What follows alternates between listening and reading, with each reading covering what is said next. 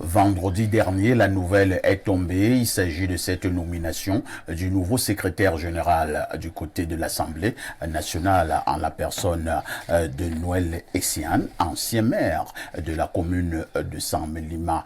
Du coup, les débats sont encore nés, surtout que nous avons une autre actualité qui n'a toujours pas eu d'issue. Il s'agit de l'affaire du DIRCAP, du directeur du cabinet du président de l'Assemblée nationale. Vous vous rappelez bien, il y a eu une série de notes, une note qui limogeait le DIRCAP et son secrétaire particulier, et le secrétaire particulier, une autre note qui annulait la première note du côté de l'Assemblée nationale. Depuis un certain temps, l'on ne sait plus véritablement à quel sein se vouer. Pour l'instant et pour ce dimanche, nous parlerons beaucoup plus de cette nomination d'André Noël Essiane, ancien maire de Saint-Mélima, comme le nouveau secrétaire général de l'Assemblée nationale. Je commence par vous, Fatouma Noura. Comment vous accueillez cette nomination du nouveau secrétaire général de l'Assemblée nationale? Alors, avant de revenir à la nomination, je voudrais d'abord parler de justement la situation par rapport au directeur de cabinet que nous avons tous vécu. On a connu une situation assez particulière. C'est-à-dire que vous avez une note qui... nous avons une note qui nomme un nouveau directeur de cabinet. Et puis vous avez, dans la même journée, je ne sais pas si c'était le même jour, quelques heures après, une note qui remet, qui abroge, pas même abroge, en fait, qui dément tout à fait. La nomination d'avant. Et ça passe crème, comme si de rien n'était. Parce que normalement, dans ces deux notes-là, il y a une qui est fausse. Il y a une qui a une signature, où on peut parler de faux en signature. Mais cette note-là est passée comme si de rien n'était. Est-ce qu'on a pu déjà identifier quelle était la fausse décision et quelle était la vraie décision? Et qui a signé la fausse décision pour que cette personne-là soit tenue responsable de ses actes? Alors, quand j'ai fini de dire ceci, je voudrais signaler que la nomination d'un nouveau secrétaire général ne devrait pas soulever quelconque polémique à mon avis, parce que le secrétaire général ne fait pas partie de ceux qui doivent être élus. Il doit être nommé. Donc, une nomination, quelle que soit la façon dont elle se justifie, on peut peut-être rentrer dans les dessous de la nomination et tout. Mais la nomination en elle-même, elle ne pose pas problème. Le problème, justement, c'est celui de savoir si cette nomination-là va connaître les mêmes rebondissements que celle du DIRCAP. Vous êtes en train de mettre un certain nombre de réserves. Oui, mais puisque finalement, l'Assemblée nationale, qui fonctionne vraisemblablement à l'image du Cameroun, on ne sait plus à quoi s'attendre. On ne sait pas si on est vraiment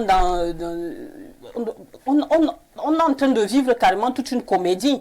Donc là, on a une décision. On attend que le secrétaire général prenne ses fonctions pour être sûr que cette décision est effectivement actée. Et que le secrétaire général a été installé. Hein. D'accord, s'il a été installé, ça va.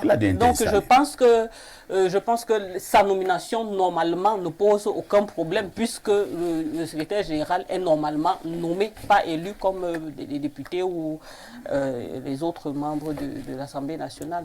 Antoine Awana, vous qui suivez avec beaucoup d'intérêt l'actualité du pays, quel est le commentaire que vous pouvez désormais poser sur cette institution, l'Assemblée nationale? Apparemment, ça va dans tous les sens. On vous a parlé de la nomination et contre-nomination d'un directeur de cabinet. On ne sait plus. Si on vous pose la question en ce moment, qui est le directeur du cabinet de l'Assemblée nationale, que direz-vous? Je dirais que j'attends. Puisqu'on nomme, on revoque, et puis le statu quo.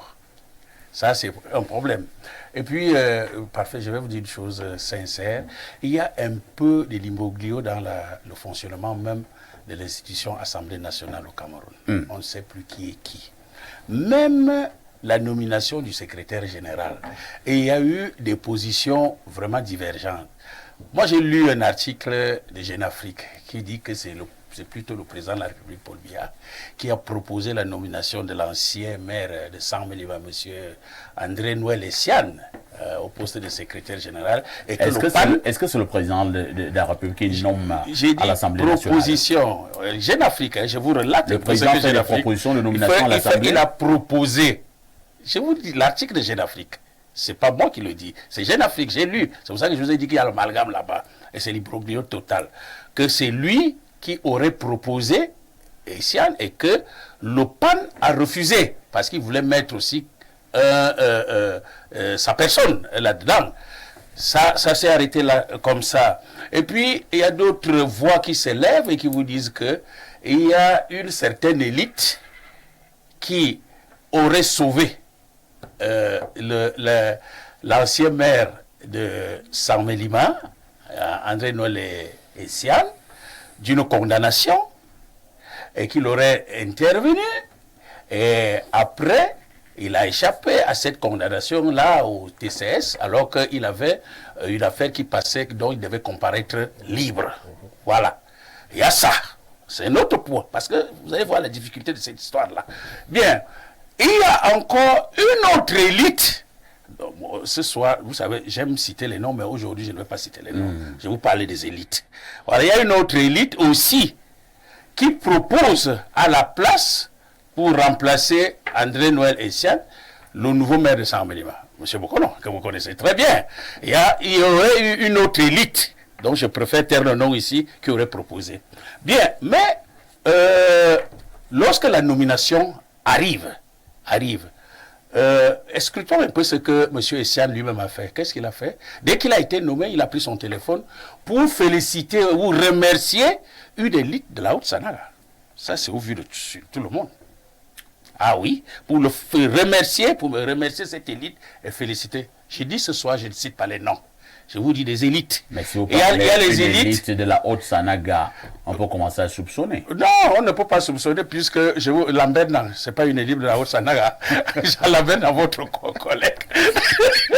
Jean Lambert avait déjà les possibilités de nommer des SG de l'Assemblée nationale. On parlait d'élite. Je parlais d'élite ici. Je vous ai dit ce soir, je ne cite pas les noms, mais je vous parlais des élites. Oui, il y a des élites de part et d'autre de la République qui auraient intervenu pour que M. Essiane soit nommé secrétaire général. Alors, qu'est-ce que vous voulez nous faire comprendre lorsque vous parlez de ces multiples interventions des élites, apparemment, qui ont à conduire M. Essiane à l'Assemblée nationale? Vous voulez nous dire que pour être nommé SG à l'Assemblée nationale, c'est une affaire de lobby? Non, pas du tout. C'est pour vous montrer le degré d'imbroglio du fonctionnement de l'institution face à la chambre basse. Alors, en d'autres termes, la nomination du nouveau secrétaire général est une affaire de lobby. N'émane pas du PAN. C'est une affaire de lobby, puisque le PAN avait son candidat, qu'on a refusé.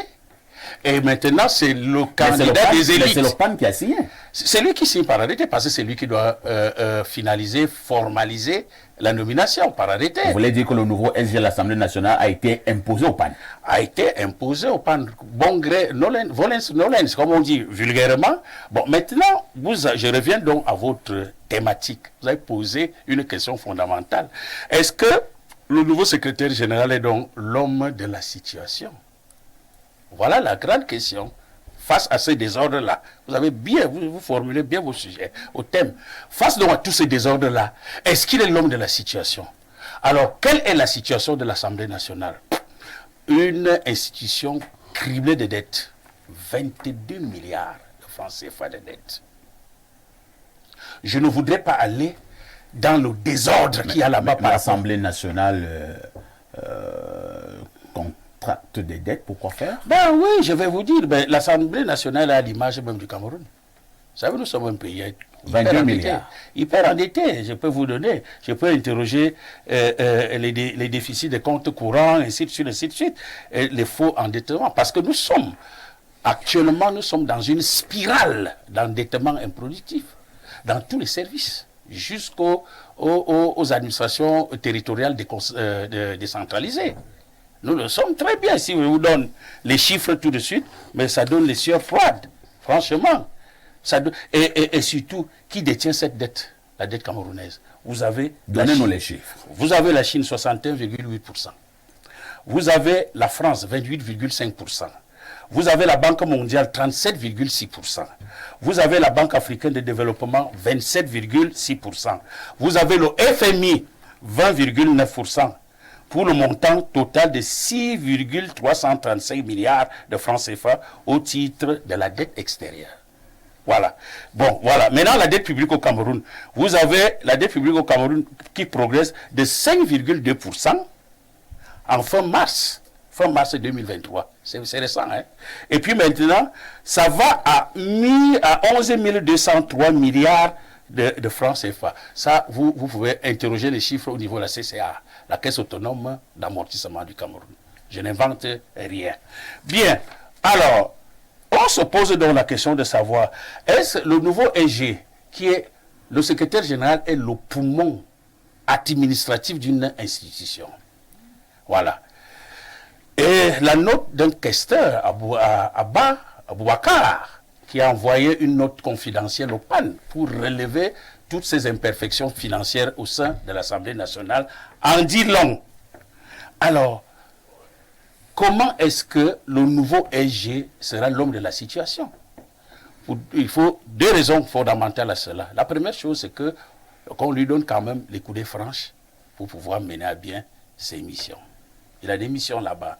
La deuxième chose, c'est qu'on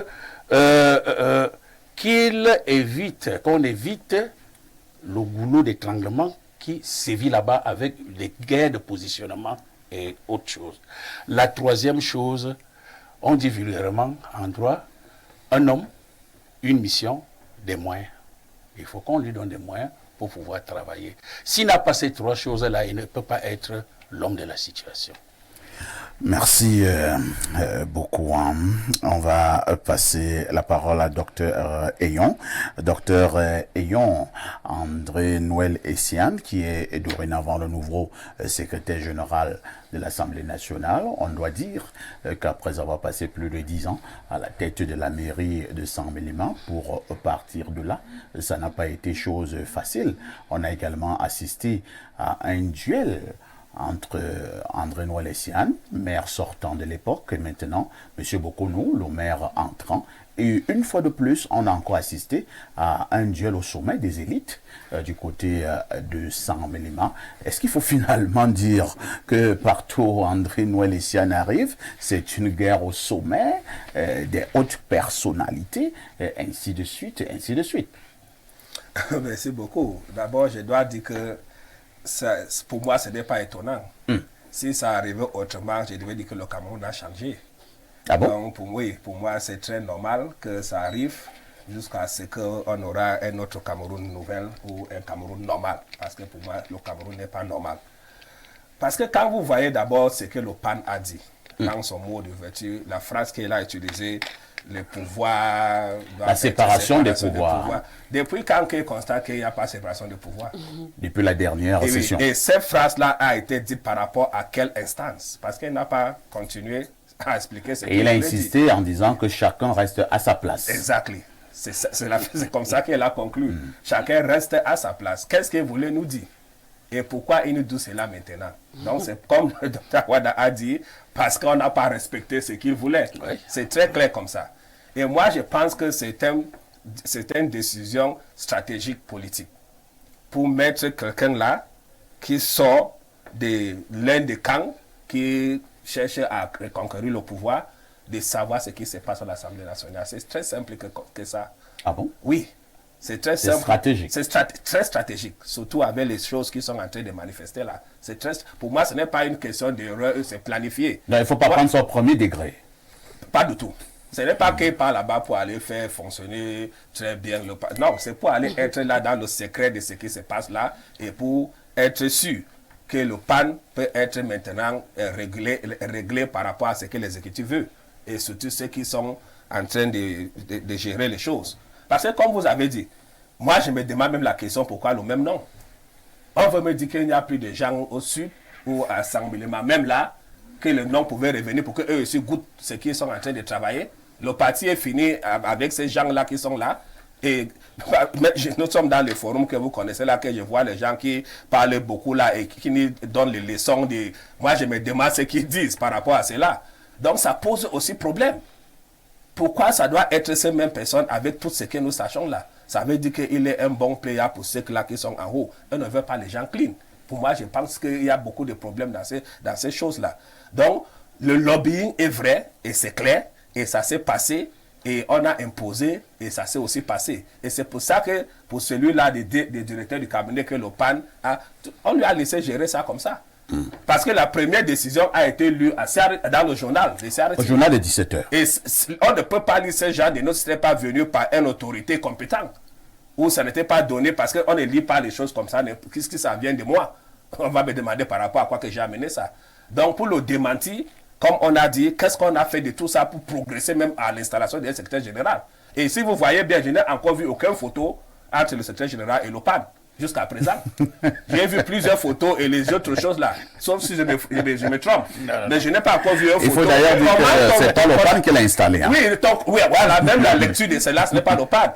Donc, comment on peut t'installer quelqu'un qui est la machine de ton institution et jusqu'à présent, on ne vous voit pas en train de le féliciter ou de dire quelque chose? Ça pose un problème pour moi. Donc, je me dis que, bon, comme peut-être moi, je ne comprends pas grand-chose dans les affaires politiques. Très bien. J'ai dit seulement ça par rapport à... Et le nommé ne félicite pas l'OPAN, mais félicite une élite. Voilà. Et même remercie l'entourage. Ceux qui sont venus l'encourager, on peut même voir les signes. Lui, il appelle une élite. On peut voir les signes là où c'est sorti. Donc, c'est ça le Cameroun. Colonel Badjek, on va faire un décryptage d'un autre genre. Hein.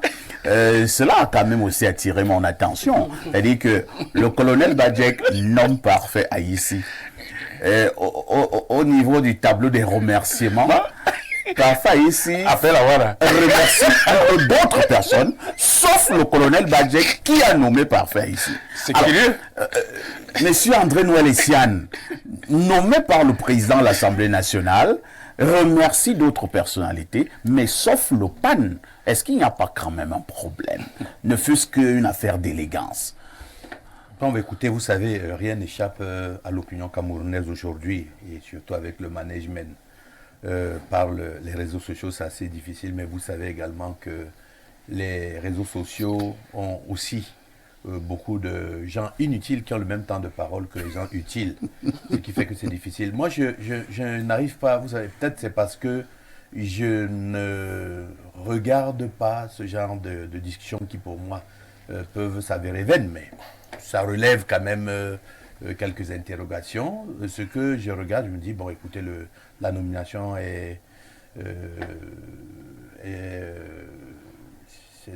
relève de la discrimination de celui qui l'a fait. Je vois une signature. De prime abord, je ne peux pas contester la légalité. La légalité de cette signature, parce que je ne vais pas parler de légitimité. Il est bien légitime pour faire l'arrêté qui nomme.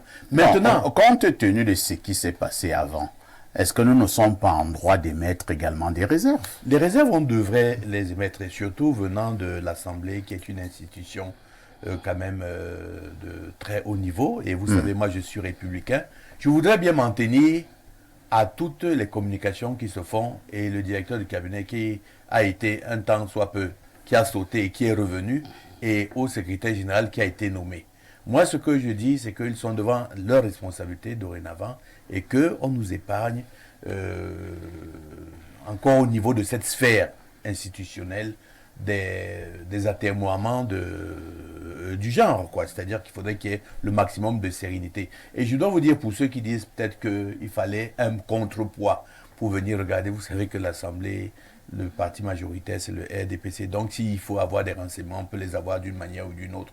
Ce qu'il faudrait peut-être souhaiter pour ce fonctionnaire qui est nommé secrétaire général, c'est peut-être lui souhaiter bonne chance, de telle manière à ce qu'il puisse arriver à la hauteur de ses missions. Maintenant, vous m'apprenez qu'il est poursuivi par quelques affaires. Il y a également la présomption d'innocence, et que ça va se gérer comme ça. Je pense que je suis toujours en difficulté lorsqu'il s'agit de faire des jugements qui ne rentrent pas dans un canevas scientifique. Pour moi, factuellement, j'ai deux textes. Il y a un texte qui a démenti, qui a infirmé l'autre, je le prends. Il y a le secrétaire général qui vient d'être nommé. Quelqu'un l'a signé, je respecte le pouvoir discrétionnaire et j'estime qu'on peut lui donner ses chances. Maintenant, qu'il sache que face à tout ce qui se dit dans les réseaux sociaux, qu'il a fort à faire pour démontrer que on n'a pas eu tort de lui faire confiance. Je vous suggère de garder à nouveau le microphone, hein, même si vous préférez rester dans ce que vous appelez des analyses d'ordre scientifique. Je ne sais pas si je voudrais encore vous amener dans des analyses non scientifiques, mais c'est un constat. Le secrétaire général du Sénat au Cameroun, c'est un ressortissant du Djaïloba. Le nouveau secrétaire général également de l'Assemblée nationale est également un ressortissant du Djaïloba. Vous allez certainement me demander pourquoi, s'il n'y a pas d'autres personnes qui peuvent le faire. Le pouvoir discrétionnaire, justement... À votre niveau, ça ne vous dit rien? C'est banal? Non, on ne va pas dire que c'est banal. Écoutez, on ne va pas être ridicule, hein, à ne pas faire les analyses et puis rentrer dans ce qui se dit. Si nous sommes ici sur un plateau de télévision, nous sommes là pour analyser les opinions. Mais moi, je suis un fanatique de la méritocratie. Et que cela ne me gênerait pas qu'il y ait deux élites de Baham qui soient à un poste si jamais ils le méritent. Donc, ce n'est pas mon élément de... mais on doit donc peut-être constater pour l'instant qu'en termes d'expertise des secrétaires généraux au Parlement, le Djaïloba est en tête. Il y a une école qui forme les secrétaires généraux des parlements là-bas dans le Djaïloba. Il y a la discrétion qui les nomme. Cette discrétion, c'est un pouvoir. Et cette discrétion ne regarde que le Djaïloba. Non, monsieur Parfait, moi je ne peux pas avoir un élément convaincant pour vous dire que, pour démentir ou alors pour critiquer la nomination que quelqu'un qui a le pouvoir, n'est-ce pas, vient de commettre. Quitte à lui maintenant de prendre sa responsabilité ou ses responsabilités si jamais ça ne marche pas. Et si jamais, dans une opinion publique, il va se dire qu'il y a trop de convergence à ce niveau-là. Très bien. Antoine Awana, vous voulez que nous restions dans le Djaïloba, je présume. Toujours dans le secrétaire général du Sénat, ancien ministre également du Cameroun, est du Djaïloba. L'actuel secrétaire général de l'Assemblée nationale est du Djaïloba. Le président de la République est du Djaïloba. C'est banal. Non. Moi, je reviens sur l'histoire. Napoléon nous enseignait que on ne peut gouverner qu'avec ses hommes. Ah bon? C'est normal. C'est dans la vie courante. On nomme, quand vous êtes à la tête d'une institution, c'est mieux de gouverner avec ses hommes. Vous leur faites confiance. Que à tous les niveaux. Vous savez que nous sommes en République quand même. Mais il y avait aussi la République là-bas. Il y en a encore en France. Il y en a en France. Macron, ces hommes-là sont des Camerounais. Vrai ou faux? Ce sont des Camerounais. Et les hommes du nord, de l'ouest, du littoral ne sont pas des Camerounais? Mais oui, eux aussi sont dans le sérail. Il suffit seulement qu'on ait... Bon, je prends le cas du PAN. Voilà. Combien de nordistes sont là-bas à l'Assemblée nationale? Et occupent quel poste? Mais des postes importants. Ça n'émeut personne, ça ne fait aucun problème. Ben oui, pourquoi vous voulez que ça fasse des problèmes? Quand Idjo était président de la République, il ne gouvernait pas avec ses hommes. Issa Bakari, délégué général de la Sûreté nationale, tel Ousmane Mey qui était gouverneur à vie, je vais citer jusqu'où? On va faire ici. Mais c'est ça la loi politique. On ne peut pas aller au-delà de là. Mais Trump n'a pas gouverné avec ses hommes. Ses fils. Voilà, ses fils même étaient là. Merci beaucoup. Hein. Voilà. Docteur Eyop veut absolument coller un mot à ces débats. Allons-y, docteur. Oui, vous savez, s'ils peuvent partir par le mot de docteur, ça ne pose pas problème si ça marche. Mais tant que ça ne marche pas, ça pose problème. Et pour l'instant, ça ne marche pas. Le Cameroun ne marche pas à cause de cette utilisation des hommes qui n'ont pas suivi la méritocratie, comme le docteur a dit. Si on prend tous les hommes qui sont dans les affaires gérantes, qui sont du Djaïloba, et que le Cameroun marche, personne ne va demander là où la personne sort. Si nous posons ces questions, c'est parce que ça pose problème. Ces gens-là viennent là-bas parce qu'ils sont nommés, ils n'ont pas de compte à rendre aux populations. Et donc, ils font de n'importe quoi et ils ne sont pas sanctionnés. C'est ça que nous disons que la responsabilité de ceux qui les nomment reste primordiale. Parce que ces gens-là savent que ils peuvent faire n'importe quoi là et leur nomination ne vient pas de résultats. Les gens sont nommés, on ne leur donne pas un cahier de charges qui sera suivi et peut-être après le premier mandat, on peut les juger. Même quand nous, les publics, les juges et disent que ça n'a pas marché, on nous dit par rapport à quoi? Alors que nous disons par rapport à nos petits yeux. Si on te nomme ministre de l'eau, par exemple, et que l'eau ne coule pas, et quand on fait une nomination, tu restes ministre de l'eau, ça pose... On ne peut pas être scientifique ou expert de l'eau pour savoir que l'eau ne coule pas. Et donc, pour moi, parfait, celui même du Sénat, par exemple, ils se disent qu'il a des problèmes de santé et qu'il n'est pas même pas au travail et que les signatures sont fauchées. Oui, qu'il a des problèmes de l'âge, de poids de l'âge, et donc il n'est pas au travail. Il sort de la voiture, pas au moins 15 à 20 minutes pour faire un pas. Ça pose des problèmes. Donc, le fonctionnement du Sénat, c'est comment? Parce que c'est lui qui est la machine. Bon, c'est vrai qu'au niveau, pour être nommé SG, comme critère, il n'y a pas les facultés d'être un bon coureur. Oui, mais l'efficacité vient avec la santé. L'efficacité vient aussi avec la santé parce que c'est un travail qui demande beaucoup. Et celui-ci est permanent par rapport aux élus qui viennent dans une session et puis ils rentrent. Ben, le Sénat doit fonctionner. Très bien. Le PAN doit fonctionner. Et donc, moi, je pense que si on le fait parce qu'on veut clean the house, good and fine. Comme on a dit, on lui donne une chance. Mais on a déjà donné beaucoup de chances pendant 41 ans. Et on est toujours là où nous sommes. On va continuer à attendre jusqu'à quand Jésus va venir demain. Fatoumata reviendra